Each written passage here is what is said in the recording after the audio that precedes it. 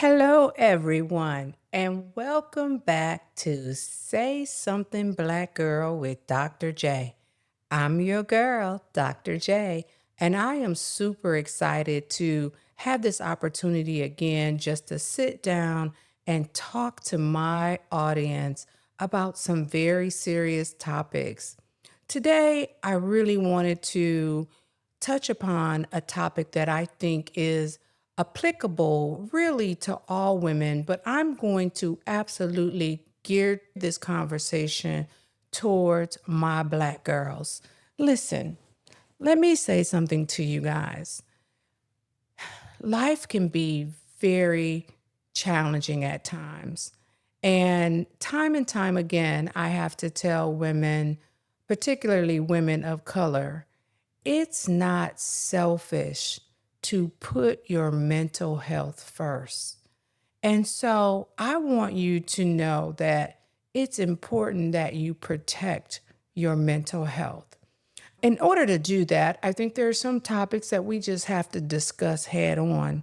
And the title of this conversation with Dr. J is Time to Say Goodbye, Knowing When It's Time to End a Marriage, a conversation for African American women.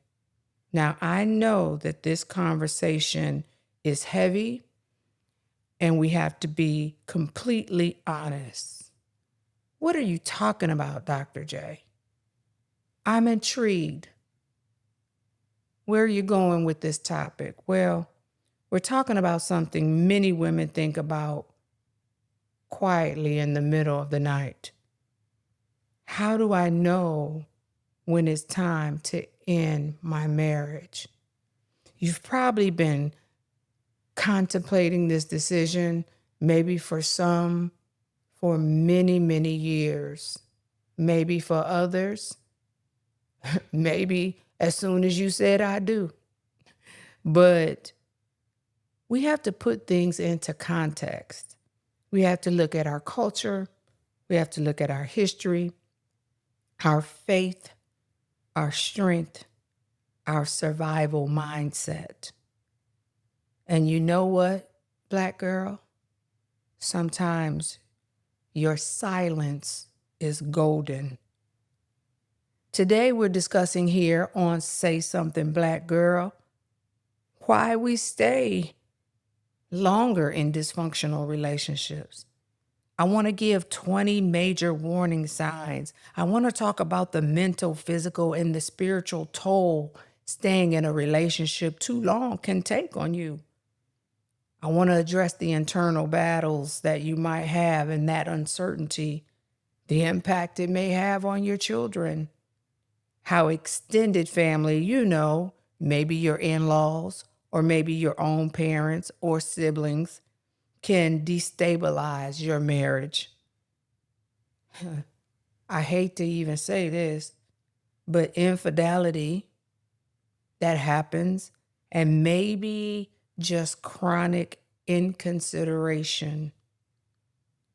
Of course, this topic that I'm speaking on today is not promoting divorce, nor is it glamorizing it in any kind of way, but it's about clarity, it's about health, it's about your wholeness.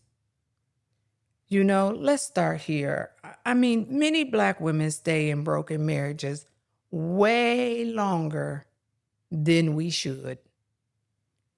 I think it has something to do with our cultural survival of conditioning. Most of us have probably been raised watching women endure, grandmothers enduring, mothers enduring, sisters enduring, and we internalize what we see. You don't give up on your marriage. By any means necessary, you make the family work. No matter how painful, no matter how destructive, sometimes our strength becomes our prison. We believe in some respects to ourselves. I can fix this. I can pray my way through this. I can love him into healing, even if he doesn't believe that there's anything wrong with him. But strength without boundaries, you all, becomes self-betrayal. You start to wonder, why are you feeling so depressed, so anxious, that you are experiencing a lot of physiological issues, whether it's headaches, body aches, constant fatigue, heart palpitations, sweating, nauseousness. So we have to understand what toll this is taking on us, and particularly on you. Statistically and socially, single Black motherhood is stigmatized. We fear a lot of things being single mothers, potentially, maybe financial instability, maybe the judgment of our marriage not working, being blamed, or even feeling like a failure. Loyalty to what we perceive to be Black love may keep us in relationships way longer. Because the truth is, without a shadow of a doubt, we want Black love to win. Love to win. We don't want another broken home. Of course, we don't want that. We want our families to stay intact and to stay together. We don't want to reinforce the stereotypes. So with all of those things in mind, we stay. Then maybe potentially there are the messages we receive in church from our spiritual beliefs.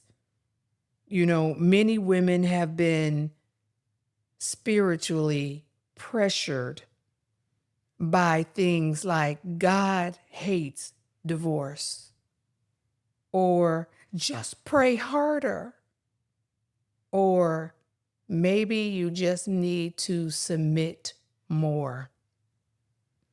Now, the truth spiritually is that all of those things are relevant in context, but out of context, they become weapons to keep you in a dysfunctional relationship. There's one thing we have to keep in mind, is that God never called you to endure abuse, betrayal, or emotional starvation. If you have any idea of what I'm talking about, you are connecting with me right now in this podcast. And I know that you have been struggling time and time again in making a decision that is in your best interest. Listen, Black girl, I'm not advocating for you to leave your marriage or your relationship, but I'm advocating for you to put yourself first so that you can make a sound decision that is good for you. There are some warning signs, I believe, that we as women need to pay attention to if we are looking to make such a significant decision in our lives. These are not minor conflicts. This is not what I'm talking about. In relationships, you are going to have disagreements. In relationships, you're going to feel disappointed. There are 20 warning signs that I really want to talk about that can destroy a relationship. The first one is chronic infidelity, whether it is emotional or even physical. When you get married, you are in a covenant of marriage, and that is supposed to be traditionally between you and your partner. However, when one of you or even both of you decide without consent or agreement that you're going to engage in extra marital relationships, then it can be damaging to a marriage. Now, I've known people to survive infidelity, and I've known couples to not survive infidelity. Infidelity in a relationship can be very, very difficult. It can challenge your self concept, your self esteem. It can make you feel embarrassed or ashamed or belittled. It can make you feel less than. And it can also trigger intense feelings of anger, resentment, and it can bring about feelings that you didn't know even existed. So, with that being said, chronic infidelity, whether it's emotional or physical, can be severely damaging to your relationship. Number two, financial deception. Maybe you thought that your partner, your husband, your wife was more financially secure than what they indicated when you got together. Maybe when you got married, they decided that you have your own bank account. I'm going to have my own bank account. Your money is your money, and my money is my money. Maybe they are in a significant amount of debt and they never discussed it with you. So now that you're married and maybe you're in a community property state, and now you take on their debt because you didn't realize that was going to be a part of the marriage. Maybe they have a really bad credit score and they never expressed that to you, or maybe even was not truthful about that information. Number three, emotional abuse. Always having something negative to say about you, calling you names, body shaming you, or even gaslighting you or humiliating you in front of friends or family, never complimenting you, rarely acknowledging the contributions you may make to the household, but literally always doing something to make you feel as if you are insignificant. Number four, physically intimidating or violence, pushing you around, calling you names, making you feel threatened in your own home, making you not feel as if you have a home, exerting their dominance of strength over you and making you feel small. Number five, you feel anxious when he walks in the room. You feel like you can't do anything right. You can't say anything right. You don't look right. You can't ever be what he wants you to be. Nothing you say or do is good enough. Number six, maybe you ask that he or both of you attend some type of counseling to really help you navigate the difficulties that you might be experiencing in your marriage, and he absolutely refuses to go repeatedly. And he might even say, I don't need to go. I'm not the problem. You are the only one that's the problem in this marriage. Number seven, he takes zero accountability for what's happening in the marriage.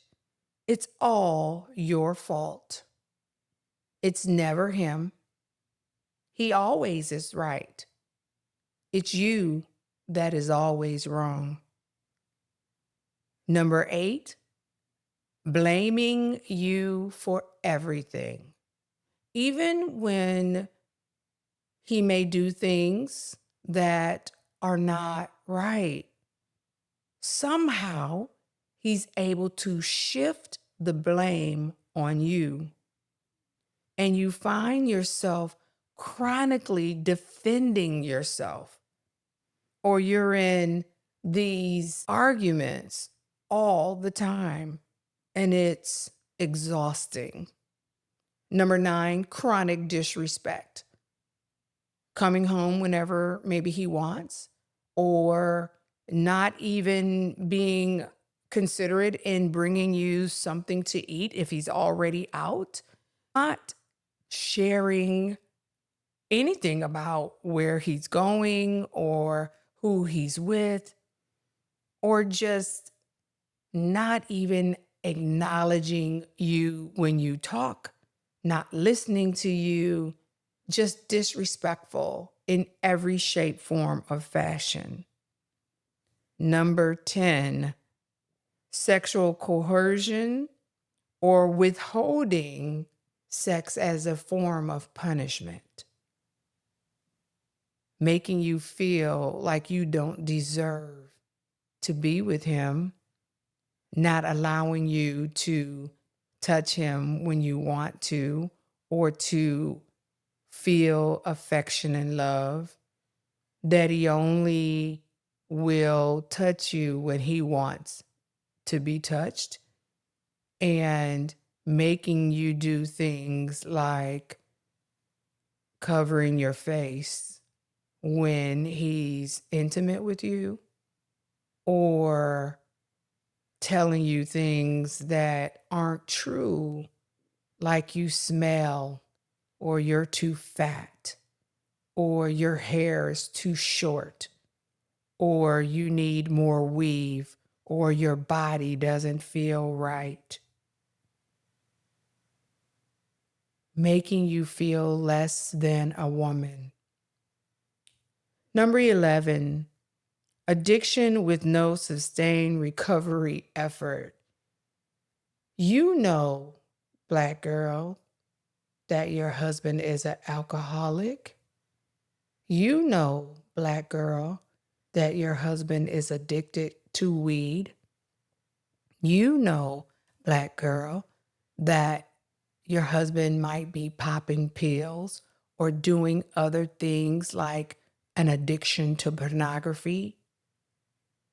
And you know he has expressed that he doesn't think it's a problem, and that the only problem is that you think it's a problem.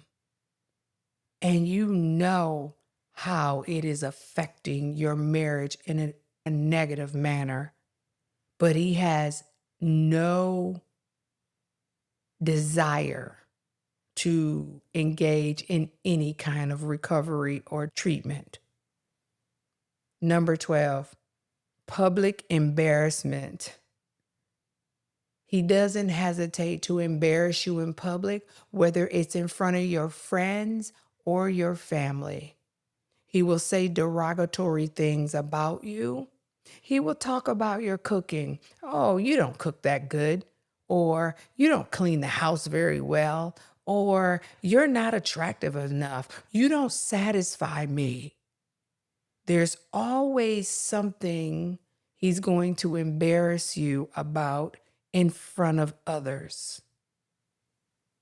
Number 13, and this is really a key one. You feel lonelier married than you did when you were single. There is nothing worse than to be in a marriage and feel like you're alone. There's nothing worse than to be in a marriage and feel like a single parent.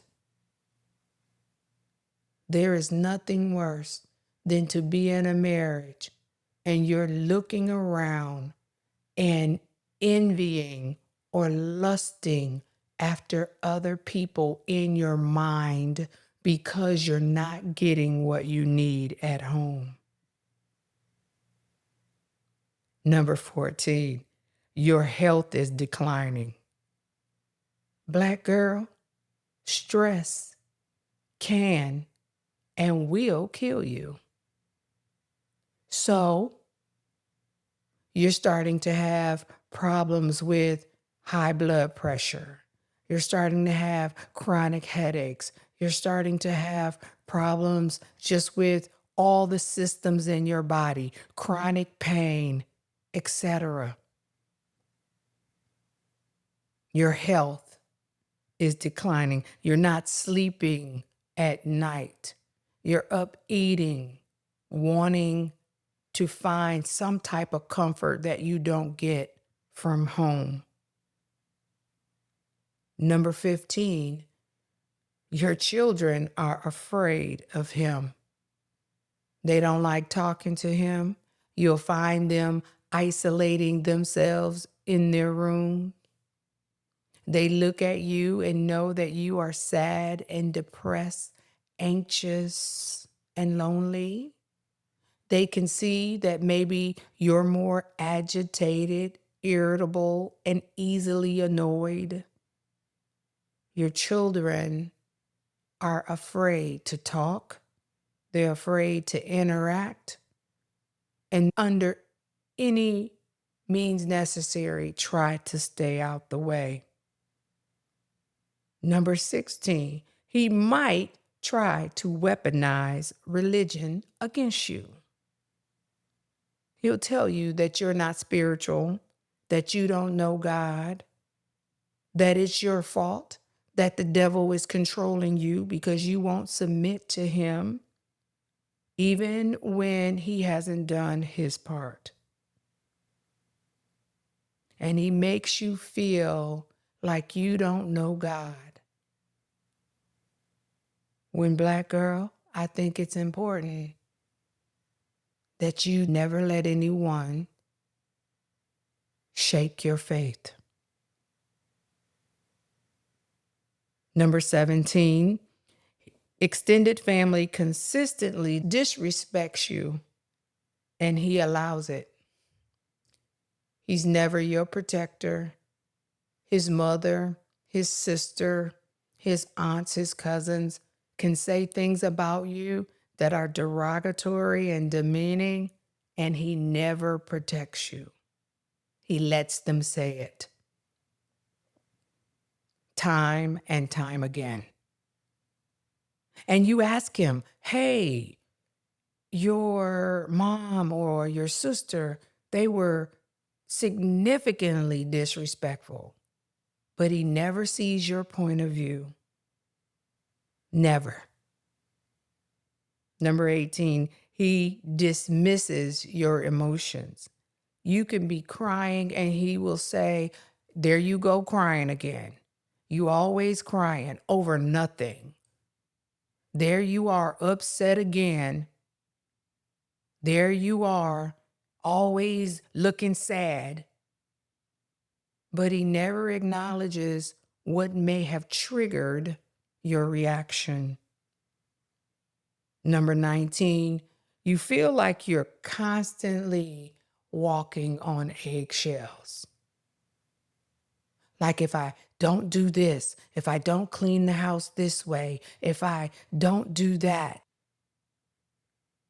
And then there's yelling and screaming and the belittling and the pushing and maybe shoving or the leaving the house and not coming back for a tremendous amount of time without any explanation. Last but not least, and I could go on with this list, I'm just shooting these off the top of my mind, but the last thing that I can think about right now is you no longer recognize yourself. You have chameleoned yourself in so many ways to make the marriage work that you no longer recognize who you are. Stay tuned. This episode is sponsored by Therapeutic Alliance and Testing Center. And right after this commercial, we will come back and talk about some of the mental, physical, and spiritual tolls of staying in this dysfunctional relationship. What if you're not unmotivated? What if you're depressed? Depression isn't just sadness, it's emotional heaviness, exhaustion, loss of interest, and feeling disconnected from yourself or others. And pushing harder often makes it worse, not better. Healing depression isn't about quick fixes, it's about addressing brain chemistry, thought patterns, and emotional load, sometimes with the support of medication alongside therapy.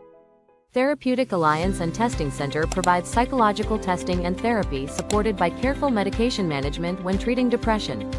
Advanced mental health therapy, counseling, psychological testing, and medication management services all under one roof.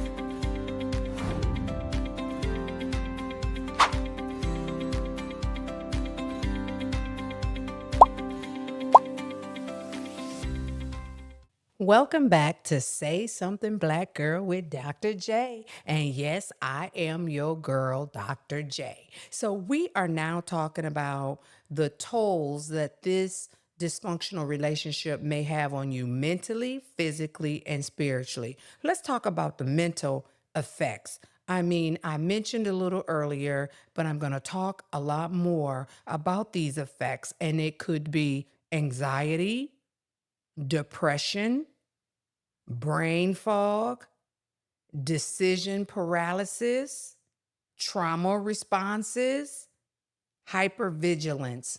If any of these things connect with you right now, it might be that you might be experiencing some mental health effects of being in this dysfunctional relationship.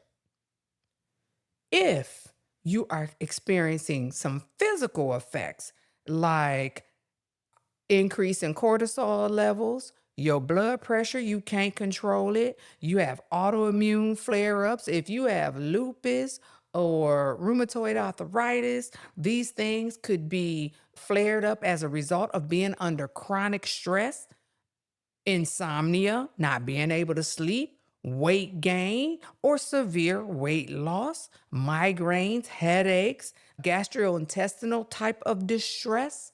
Maybe you're nauseous all the time, or you have heartburn, etc. Sometimes women develop illnesses that they can't even explain because of the amount of stress they're under in a dysfunctional relationship. I want you to pay attention that your body is speaking to you. And then let's talk about the spiritual effects.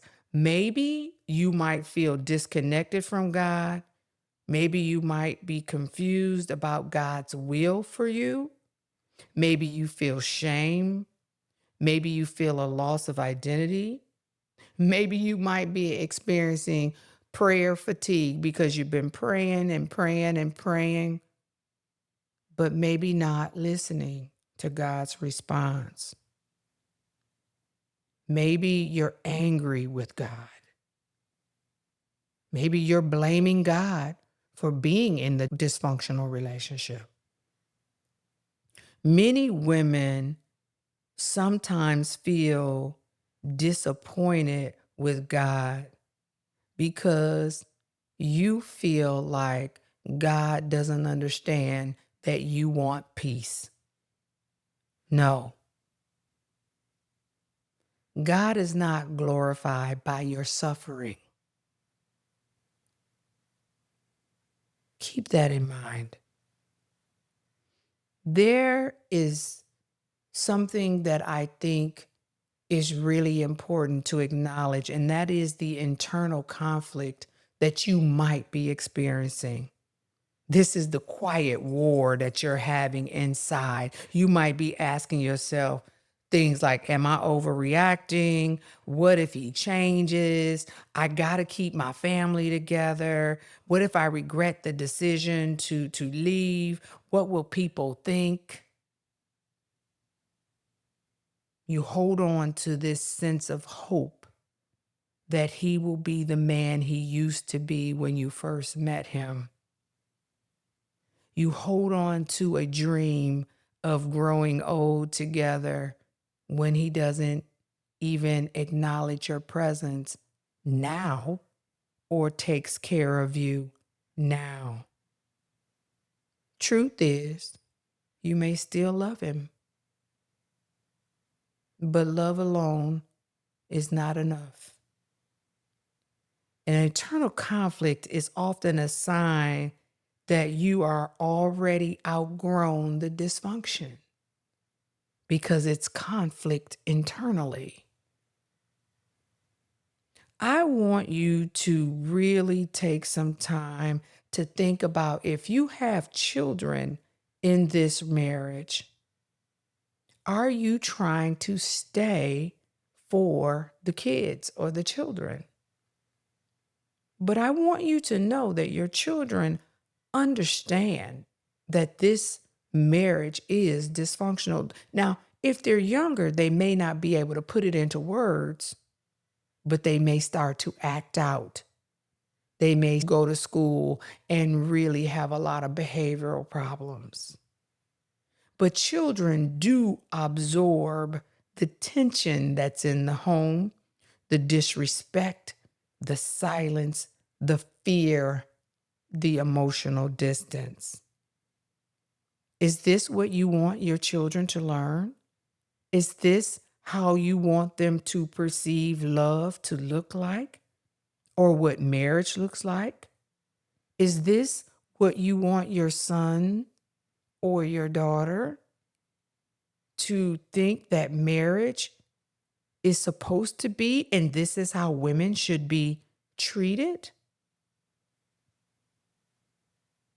If they grow up and they see their mother crying quietly and daddy disrespecting her, or vice versa, arguments escalating into God knows what, and the emotional coldness, is that the blueprint you really want to teach your children? We know that children do better in healthy homes. Two people who are living in chronic hostility is not healthy. But it doesn't necessarily mean that a healthy home has to have a mom and a dad. But it must have peace and it must have stability for children to thrive and love unconditionally with nurturance and protection. Those things are important if you have children in the marriage.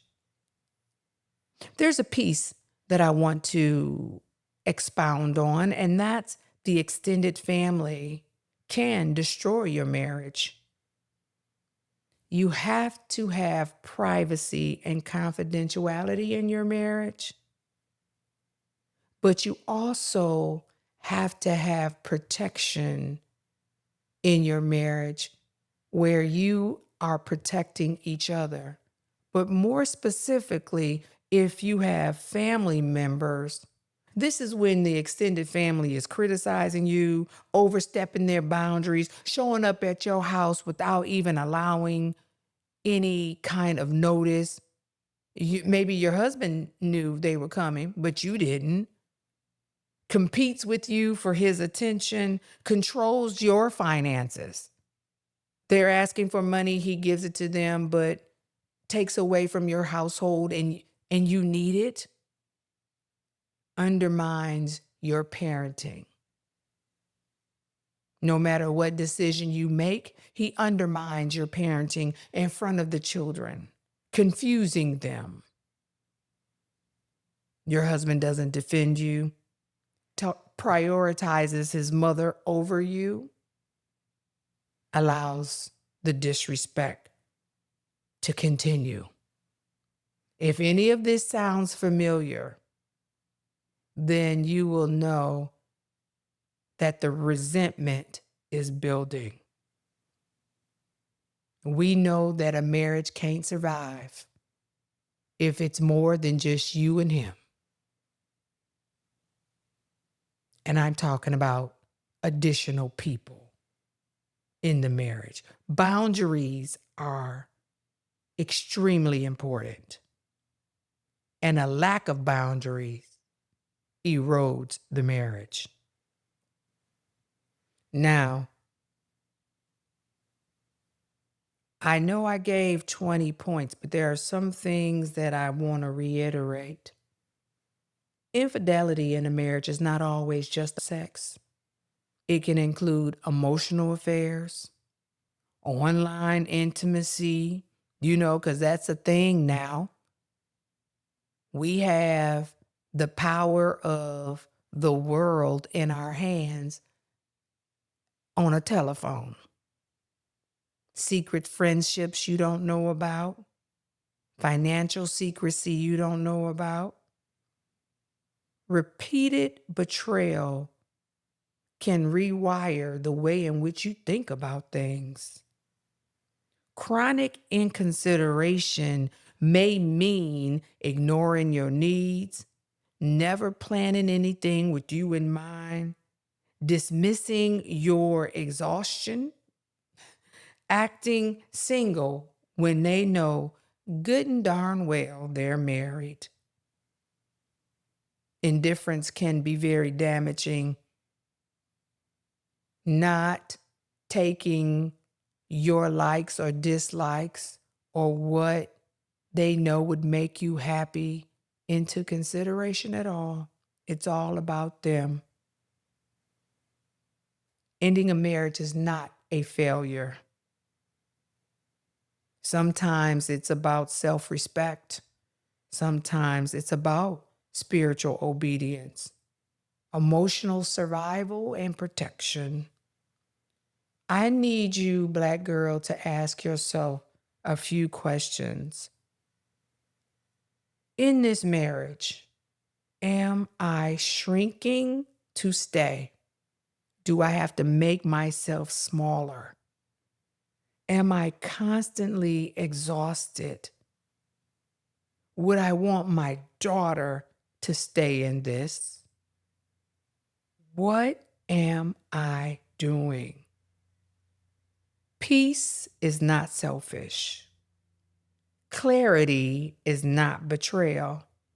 And sometimes love means letting go. Black girl, until the next time we come together again on Say Something Black Girl with Dr. J, I want you to protect your mind. I want you to protect your body. I want you to protect your spirit. If you don't remember anything else, I want you to remember you deserve a marriage that feels like safety and not survival. I hope that this podcast will enrich your life and bring about some clarity on a decision either you are trying to make or that you have made. Again, you come first. If you continue to hang in there with me, I'm going to hang in there with you. You deserve the best. Thank you for tuning in to Say Something Black Girl with Dr. J.